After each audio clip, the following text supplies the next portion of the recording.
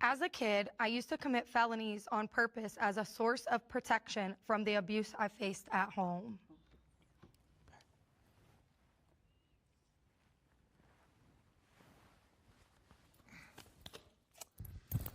All right.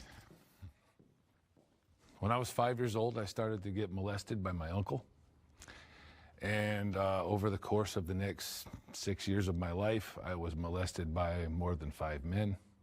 So when I was 7, I broke into a church and I got charged with a felony and put on probation. And when I got put on probation, all the men that were molesting me went away. And so when I got off probation, they all came back. And so I went and broke the law again and got put on probation again. So my whole life, I continued to go out and break the law. I would purposely go out and catch felonies because this is how I protected myself. My mother didn't care. I didn't have any other family members. And so to protect myself from the abuse, that's what I would do. And I told on my uncle, and his threats came true because he would tell me as a little kid when he was molesting me, if you tell anybody, I'll have to hurt the whole family.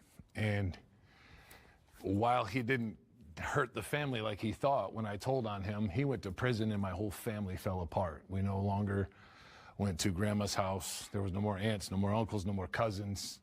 Everybody blamed me. It was my fault. And it turned me into this reclusive kid. And it made me a target in school because I had no self-confidence. I was horribly bullied going through school. And by the time I was 15, I had 10, 12 felonies on my record. And so the judge was sick of me and bound me over to adult court. And when I went in at 16, he sent me to prison. And I had never been taken away before. I had never been locked up. So I didn't know what was coming.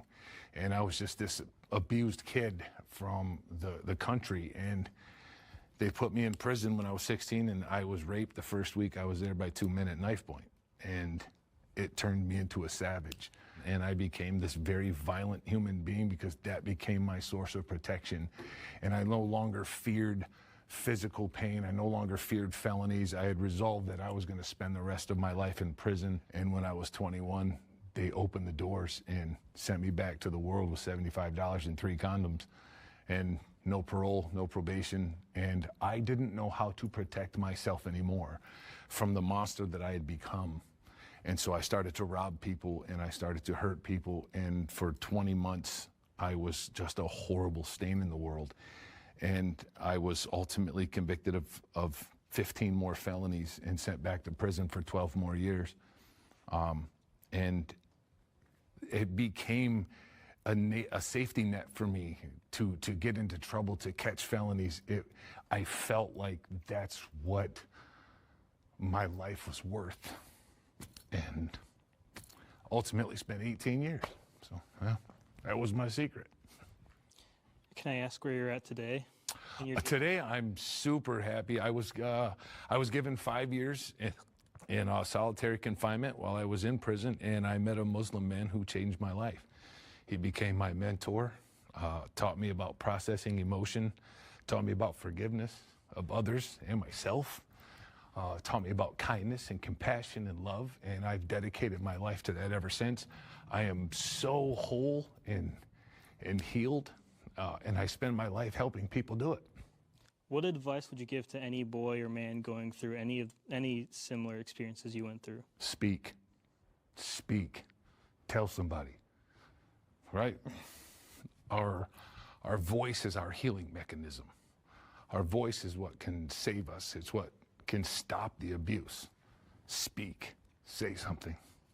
Tell anybody that you can. There's a lot of boys going through it. And I just want to, if I could, I'd heal the world, right?